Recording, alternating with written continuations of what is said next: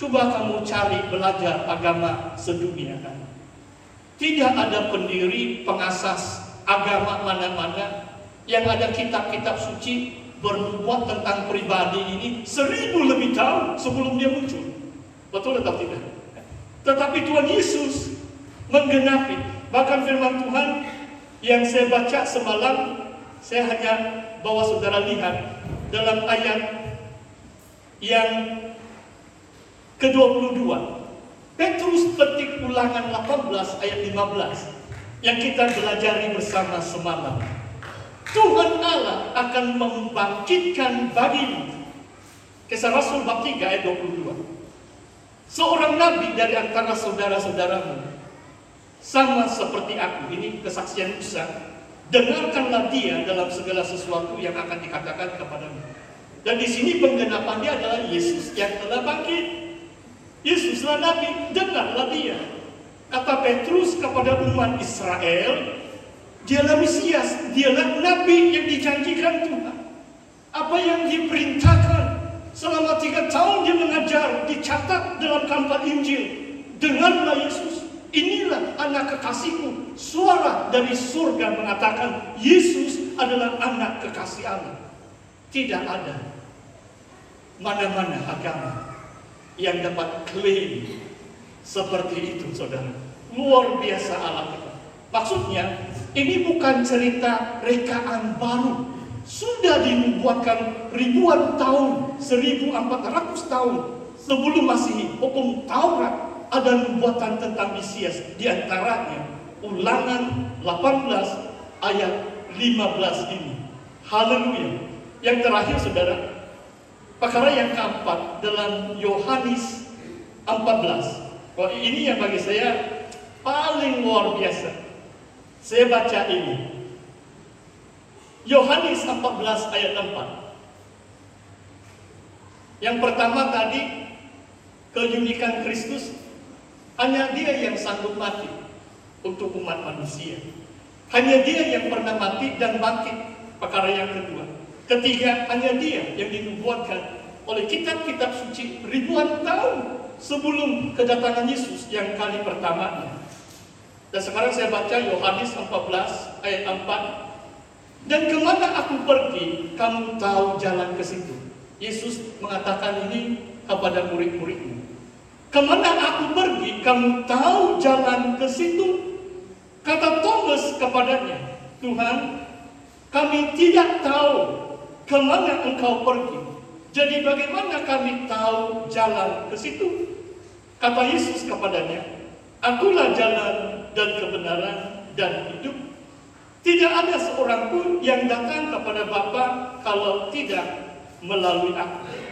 Wah, saudara, ayat ini diantara ayat kunci inti iman kita, dasar kekristenan kita adalah ayat yang ke-6. Yesus adalah jalan kebenaran dan hidup. Kita tahu jalannya, yaitu kita percaya kepada Yesus. Pribadi Yesus adalah jalan. Selagi kita percaya Yesus, dia akan bawa kita ke rumah Bapa. Dia akan bawa kita masuk kerajaan surga. Selagi kita percaya Yesus adalah jalan ke surga, jalan ke Bapa. Akulah jalan kebenaran. Wah, saudara, the truth. Sekarang, kalau di konteks negara barat, wah, luar biasa. Ini ancaman soal kebenaran. Mungkin saya boleh sebut juga nama gereja ini, tapi saya tidak mau sebut. Nama gereja pun saya tidak mau sebut. Sensitif juga ini. Tapi ada satu gereja besar di England. Baru-baru dalam persidangan bishop, padri, reverend mereka yang senior, mereka memutuskan untuk menghalalkan perkawinan sejenis. Tidak tahu saudara ada baca newspaper atau tidak? Gereja terbesar di England sudah menghalalkan. Keputusan persidangan mereka adalah lelaki boleh kawin dengan lelaki, perempuan boleh kawin dengan perempuan, dan kalau mereka mau kawin di gereja, padri wajib untuk memberkati, mendoakan perkawinan sejenis. Mungkin kamu mau jatuh dari kursi sudah. betapa kejinya, betapa dosa sejijik atau sekeji itu dilakukan oleh pemimpin gereja. Sebab mereka tidak mengenal Yesus adalah kebenaran. Maksudnya firman Yohanes 17 ayat 17 mengatakan firman-Ku adalah kebenaran. Dan Roma bab 1 pada penghujung bab itu, bila Paulus mengulas senarai dosa-dosa itu, yang last kali dia katakan betapa kejinya ada perbuatan manusia. Lelaki mengadakan hubungan dengan lelaki, perempuan mengadakan hubungan dengan perempuan. Itulah sebabnya murka Tuhan menimpa atas mereka, dan mereka akan membayar hukuman setimpal dengan perbuatan mereka yang keji di mata Tuhan. Itulah kebenarannya. Tidak perlu ada PhD beritahu kepada saudara kebenaran. Kamu baca sendiri kan. Ada Roh Kudus, ada urapan setiap orang percaya. Jangan disesatkan pemimpin agama, bishop, presiden, apa nama mereka pun.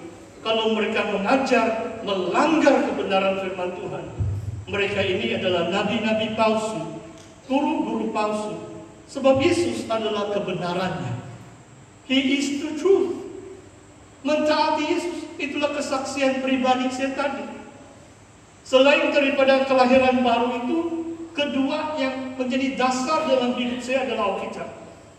Sebab pengalaman pertama saya, Alkitab itu hidup kan. Saya baca berbulan-bulan, 10 jam, tidak puas-puas saya membaca Alkitab. Saya tahu itu kebenaran. Sebab Roh Kudus yang ada di dalam hati saya. Saya tidak pernah ragu-ragu soal kebenaran yang tercatat dalam Alkitab. Dan aku adalah hidup. Saudara, sebenarnya yang keempat di sini lebih hebat sebenarnya. Ayat 7 saya baca. Sekiranya kamu mengenal aku, pasti kamu juga mengenal Bapa-Ku. Sekarang ini kamu mengenal Dia dan kamu telah melihat Dia. Wah, luar biasa. Kamu mengenal Bapa-Ku. Allah yang dimaksudkan Yesus kan. Kamu mengenal Dia, kata Yesus kepada murid-muridnya.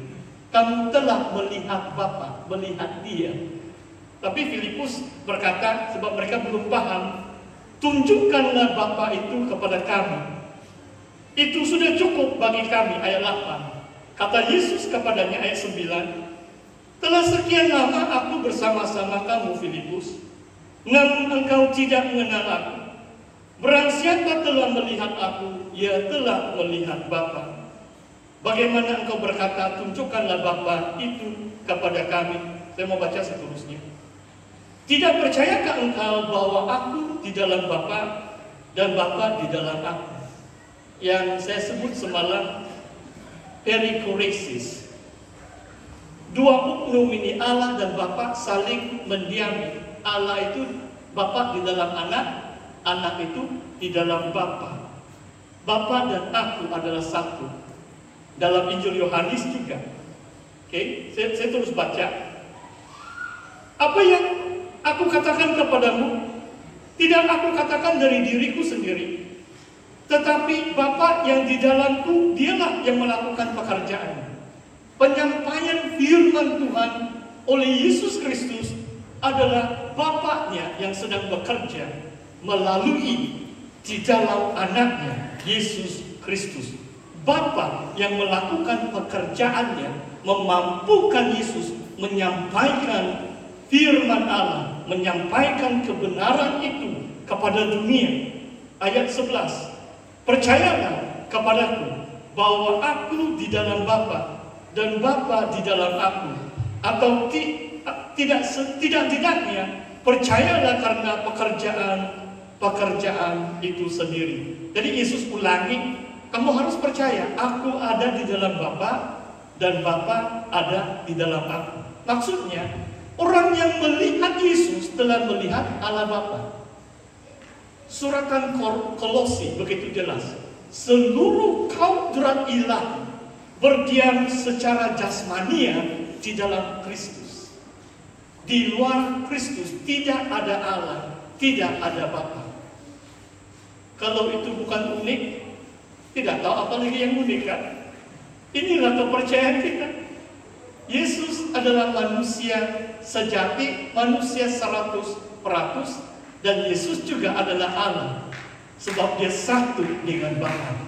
Firman yang bersama-sama Allah. Firman itu adalah Allah. Yohanes 1 ayat 1. Dan bila Yesus bangkit, Thomas tidak nampak Yesus kali pertama, kali kedua Yesus menampakkan diri kepada Thomas. Apakah pengakuan Thomas? Tuhanku dan Allahku. Thomas menyembah Yesus sebagai Tuhanku dan Allahku. Kalau dalam bahasa Yunani cukup jelas. Ho kurios o theos. Tidak boleh disangkal Yesus adalah Tuhan dan Allah. Sebab hanya di dalam Yesus Allah itu kelihatan. Allah itu dikenali oleh manusia hanya melalui Yesus Kristus, hanya melalui berita Injil. Kalau saudara percaya kematian dan kebangkitan Yesus, dosa saudara diampuni, saudara akan dilahirkan kembali. Sebab Roh Kudus yang akan menghidupkan roh saudara, saudara akan dapat menyembah Tuhan dalam roh dan kebenaran. Saudara akan diangkat menjadi anak-anak Tuhan.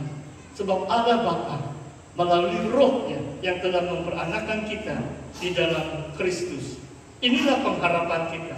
Inilah Tuhan kita yang unik, yang teristimewa. Tidak ada bandingnya, tidak ada tandingnya di seluruh dunia. Saudara, demikian perkongsian firman Tuhan untuk renungan kita bersama.